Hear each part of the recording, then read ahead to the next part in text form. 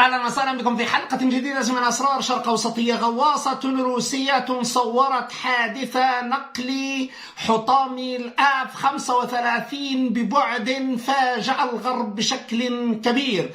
نفس هذه الغواصة سارت على نفس ما كانت عليه الغواصة الإسرائيلية دولفين 2 وتمكنت من التصوير، وهذا الهيكل الذي ما تبقى من هذا الحطام أخذ بشكل كبير جدا، لأن حالة الإسقاط لم تكن عميقة وفي حدود 350 مترا إلى حدود 400. حاول الغرب عموما، هكذا سمت افيابرو الوضع، بأن الغرب يعني الأمريكيين مع البريطانيين كل على حد سواء حاولوا تطويق كل هذه المنطقة، لكن الغواصة الروسية نقلت الوضع بشكل كامل، وهذا الذي فاجأ بشكل كبير جدا لندن على وجه التحديد. إذا أول عملية تكشفها افيابرو المقربة من المخابرات الروسية بأن الغواصة الروسية استطاعت الوصول إلى المنطقة وإلى جنوب قبرص. هنا يحدد الروس المكان الذي سقطت فيه الآف 35 من جهة. هذه المنطقة بعيدة كل البعد لأنها تحت التأثير التركي، فلا وجود لا للأمريكي ولا للبريطاني في هذه المنطقة تحديدا، لعدم إثارة أولا الأتراك ومن ثم الحضور الروسي. لكن العملية كلها انطلاقا من طرطوس وإلى هذه المنطقة لا تتعدى ما سمي بالزمن المعقول للوصول إليه، وهكذا فإن الغواصات أصلا كانت موجودة. ونحن نذكر بشكل واسع أنه من 2017 أصبح هذا السلاح موجه لهذه المنطقة منذ الانتشار الأول لغواصتين روسيتين هجوميتين في 2017، كولبينو وفيليكي نوفغورود. إذن الغواصتان كانتا قد كسرتا هذا الحاجز لأول مرة في 2017. تذكرتم وتذكر الجميع في 2020 عندما حضرت نيميتس حاملة الطائرات النووية وغيرها، ماذا حدث؟ كانت هناك أولا جي سي 51 سان جاسيندو من جهة، وأيضا نيميتس ايزنهاور وجي سي 56. إذن هذه العملية من أدارها؟ أدارتها غواصة روسية وطردت وأثرت، وهذا في نظر جميع الإعلام الكل، ليس فقط أفيا الروسية وغيرها من الإعلام الغربي، نقل أن غواصة من الذي لدى الجزائريين. نحن نتحدث اليوم عن هذه الغواصات المتناسبة، هي من نفس كيلو فارشافيانكا كما هو معلوم. إذن هذه الغواصة التي قامت بهذه العملية، وهذا ناتج عن محاولة رد الصاعصاعين لإسرائيل. أولا هذا يؤكد أن الروس يدعمون الجزائر في مقابل إسرائيل. الدليل هو أن نفس الغواصة ومن نفس النوع الذي قادت مناورات ردع 21 هي التي صورت حالة الآف 35 من جهة، وأيضا انتقلت إلى جنوب قبرص من جهة ثانية، وبعدها مباشرة سارت على وضع آمن الحدود غرب المتوسط. وكل هذا بتسريبات من وزارة الدفاع الروسية بشكل مباشر لإيصال رسائل واضحة. إذن بالنسبة لهذه الغواصة الروسية على نفس طراز الغواصات الجزائرية التي قامت بردع 21، سارت على نفس المسار قاطعة من طرطوس وباتجاه غرب المتوسط على نفس الخط الذي قطعته دولفين 2 الإسرائيلية. إذن أهم الرسائل وصلت. أولا أن الغواصة التي لدى الجزائر قادرة تقنيا على تصوير هذه الطائرة الآف 35 من تحت المياه، وأنها بضبط وإحداثيات شاملة للآف 35. هذه هي النقطة الأساسية التي يريد الروس إرسالها. المسألة الثانية أن ما قطعته من طرطوس وإلى حدود غرب المتوسط ومرورا بجنوب قبرص وتصويرا للحادثة ونقل حطام طائرة الآف 35، كل هذا أنجز ولا أحد يعلم. هنا نضيف هذا لأسرار الشرق الأوسطية، نضيف نوع الغواصة عن أفيا برو لأكثر من اتجاه ومصدر. على كل حال فإن أفيا برو لم تضع اسم الغواصة. الغواصة هي نفسها التي قامت بالعملية. لو أخذنا الإحداثيات الكاملة التي كانت مع نيميتس وكانت في مقابل سان ساجينتو وأيضا نيميتس وإيزنهاور، ودفعت نيميتس إلى الذهاب إلى الخليج عبر قناة السويس أو قناة السويس. إذن العملية اليوم هي نفسها، نفس الغواصة بنفس هذه التقنية وبنفس الهامش الراداري الموجود لدى الجزائريين، قامت بتصوير كامل لل 350 متر تحت المياه. لم يكن حطامها قد وصل إلى أكثر من 350 مترا. إذن في كل هذه الأحوال سنرى أن قائد العملية هو نفسه ونائبه هو نفسه، نائب البحار هو الذي قاد هذه العملية ضد نيميتس وضد الآن بوسيدون 8 التي قادت كل هذا التحصين من أجل حمل الآف 35. وكما حاولت دولفين 2 التجسس والتصوير على هذه الغواصة التي طردت نيميتس وهي لدى الجزائر، هي نفس العملية التي أيضا قادها الروس ردا على ما كان في غرب المتوسط. وتم تصوير كل العملية لإعطاء الإحداثيات بشكل واسع. الإحداثيات اليوم يتأكد من خلالها أن الغواصة الروسية هي نفسها التي قامت بإحراج نيميتس الأمريكية، هذه الحاملة حاملة الطائرات النووية، وأيضا بالنسبة لإيزنهاور وكما قلنا لسان جاسينتو.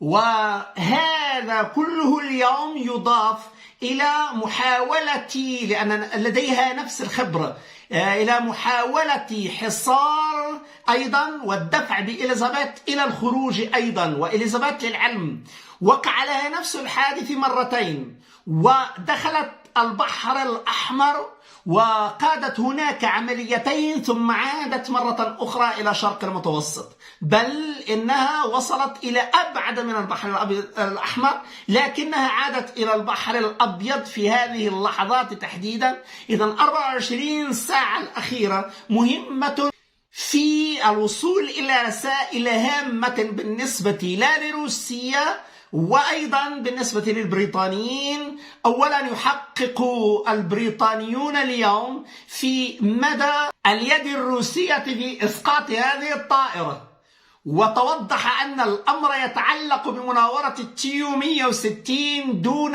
أن تكشف عن هذا الوضع.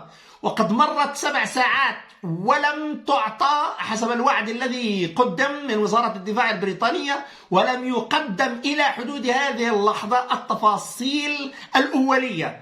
ثاني مسألة أن الحطام الذي سحب صور بشكل كامل على 350 مترا.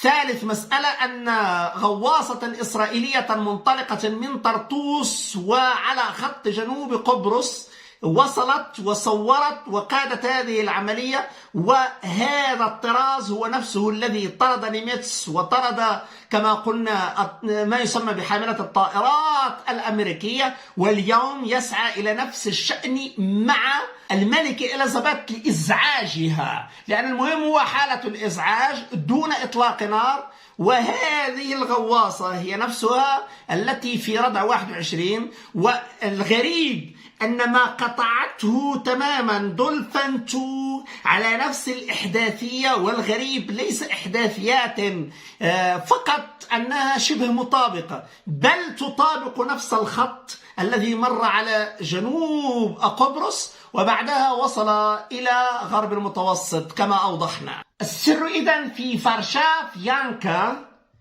وهذا السر هو الذي دفع الإسرائيليين إلى محاولة الوصول إلى ردع 21 والتجسس على ردع 21. الذي يثبت هذا هو أن هذه الغواصة هي التي باشرت التجسس على الإسرائيليين وأيضا على الأمريكيين وأخيرا البريطانيين في 2021 وفي 2020 مع نيمتس وقبلها. إذن نحن أمام هذه الغواصة المثيرة للجدل في شرق المتوسط، والتي تمتلك نفس الطراز الجزائر، مما دفع الإسرائيليين كيف لهذه الغواصة التي طردت نيمتس وأزعجتها أن تكون لدى الجزائر، فكيف يمكن أن تتحقق إسرائيل من هذه الوضعية؟ ولذلك ذهبت للتجسس، وهذا ما يثبت الرواية التي يتأكد من خلالها اليوم أن إسرائيل كانت ترغب في التجسس على ردع 21،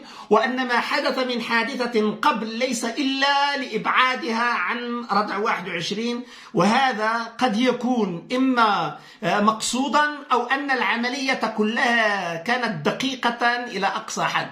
غريب أمر هذه الغواصة دولفين 2 التي كانت تحمل حسب تسريب الوثيقة اليونانية كانت تحمل صواريخ نووية، هذا شيء مؤكد، وأنها كانت ترغب في حال حصارها بالاستخدام المباشر لهذا النووي. هذا غير مفاجئ لسبب واحد بسيط جدا، لأنها لم تكن تعتقد بأن ما لدى الجزائر هو نفسه ما لدى روسيا ضد نيمتس. ونيمتس أليست حاملة طائرات نووية؟ هذا هو السؤال.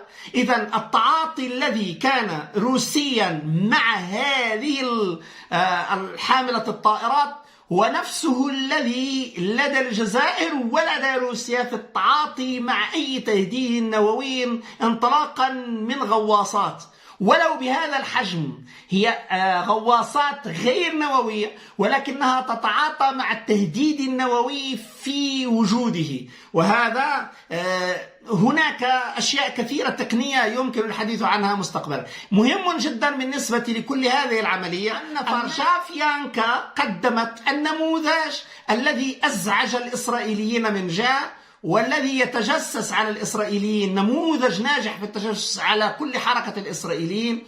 والغريب الآن، ويمكن قوله بشكل قد يصبح من باب الاستنتاج المنطقي، أن الذي يتجسس الآن على كل ما يجري لا نيمتس ولا غيرها في 2020 ولا أيضا مع حاملة الطائرات البريطانية وقبلها حاملة الطائرات إيزنهاور الأمريكية ونيمتس وغيرها. إذا نفس هذه الغواصة، إذا الذي سرب هذا النبأ بانطلاق دولفين 2 لن تكون إلا هذه الغواصة ببساطة شديدة. ولذلك فعندما سأل الإسرائيليون عن الخبر الذي توصل به الجزائريون بخصوص مرور دولفين 2، فإن مثل هذا لم يجب عنه الروس ببساطة شديدة، ربما لأن التعاون مع الجزائر أقوى بكثير. ولذلك ففي هذه المرحلة التي تعلن فيها روسيا حالة الطوارئ في البحر الأسود، نجد أن هناك مناورات مباشرة في ميناء الجزائر. معنى ذلك أن حالة رفع الغليان التوتر يجعل مباشرة من الانتشار الروسي من طرطوس وإلى هذا الخط طرطوس الجزائر العاصمة شيئا واضحا جدا دون ذكر وهران. لماذا عدم ذكر وهران؟ لأن إلى حدود هذه اللحظة ليس هناك التصعيد العالي الوتيرة لاستجلاب هذه النقطة بالنسبة لوهران.